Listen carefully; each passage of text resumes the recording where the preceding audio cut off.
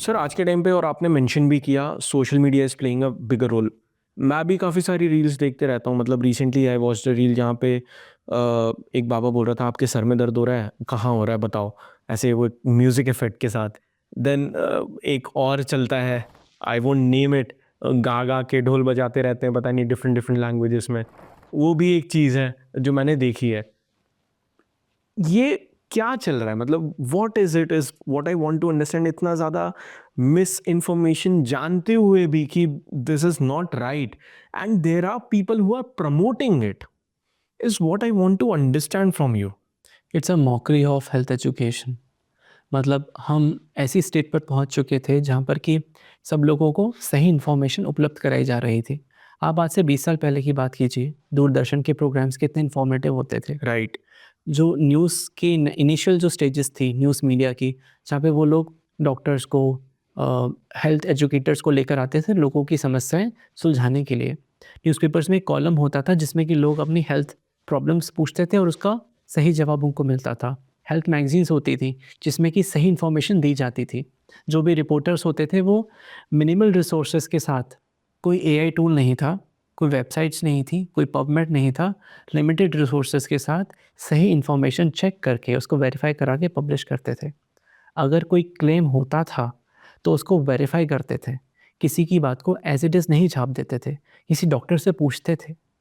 आज वो एथिक्स पूरी तरीके से जा चुके हैं।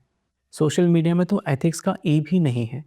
They can actually speak any nonsense, they can utter any nonsense, and there is nobody to check the authority, and there is nobody to check the authenticity of those claims. और ऐसे में क्या होता है, यही जो वल्नरेबल लोग होते हैं वो उनके जाल में फंस जाते हैं। Right. And what they are doing is they are selling their courses worth thousands of rupees. They are selling their medicines which have no use. अभी रिसेंटली एडीएचडी को लेकर बहुत ज़्यादा हवा उठी।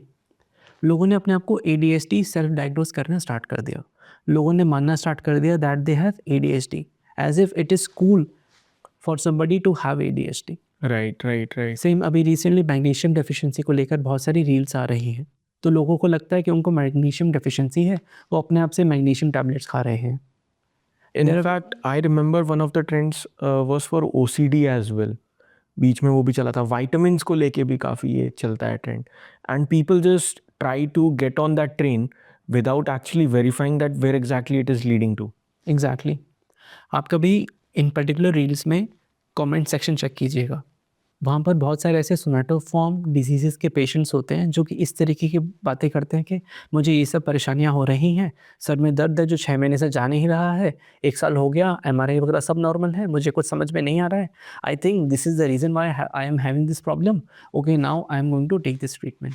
सर लेकिन ये मिसकंसेप्शंस तो बहुत टाइम से चलते आ रहे हैं। मतलब अगर मैं ट्रेन से काफ़ी ट्रैवल करता हूँ, I have seen lot of name of the doctors या वो पहाड़ों वाले बाबा का तंबू और ये सब वो सेक्सुअल डिसऑर्डर्स के बारे में भी बात करते रहते हैं। तो ये तो काफ़ी टाइम से चलते आ रहा है। देन क्या प्रॉब्लम क्या आ रही है? मतलब that's what I want to understand. Health से रिलेटेड जो मिथ्स हैं या फिर वो लोग जो कि पेशेंट्स की वल्नरेबिलिटीज़ का फ़ायदा उठाते हैं, ये तो लंबे समय से चलते आ रहा है। जस्ट द फैक्ट कि बिकॉज़ ऑफ सोशल मीडिया ये चीज़ें बढ़ गई हैं, बट ये तो पहले से ही होता आ रहा है। आपने देखा होगा जो रेलवे स्टेशन वाले जो एग्ज़ाम्पल्स आप दे रहे हैं, वहाँ पे बैनर्स में लिखा होता है डॉक्टर शेख, डॉक्टर ताज, इस तरीके राइट, के नाम राइट। लिखे होते हैं। हाँ, and then they write something like dhatu rog and sex की समस्याएँ, नावरदानगी। नामर्दानगी, all these kind of things they write. So they are catching on to the vulnerabilities of those population. ये सारे लोग लो सोशो इकोनॉमिक स्टेटस के हैं, गाँव के रहने वाले हैं। कहीं न कहीं उनमें हेल्थ एजुकेशन की कमी है, ठीक है? प्लस मर्दानगी को हमेशा एक बहुत बड़ा टैबू बना के रखा हुआ है। और साइकोलॉजिकली बहुत ज़्यादा इस पे इफ़ेक्ट करता है किसी भी इफ़ेक्ट मैन करता को। है, बिल्कुल इफ़ेक्ट करता है। तो जिस तरीके की बातें वो लोग लिखते हैं, तो they are all completely normal things, completely physiological things. But किसी को इस बारे में पता नहीं है, तो उसको लगता है, "अरे! मैं तो बीमार हूँ।" तो वो उन लोगों के पास जाता है। जैसे धात सिंड्रोम, धात रोग जिनकी वो बात कर रहे हैं, इट्स अ नॉन एंटिटी, ये कोई बीमारी नहीं है।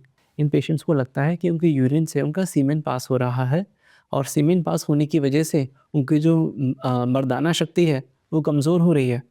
Due to which they are feeling extreme fatigue and weak. These patients have somatoform complaints.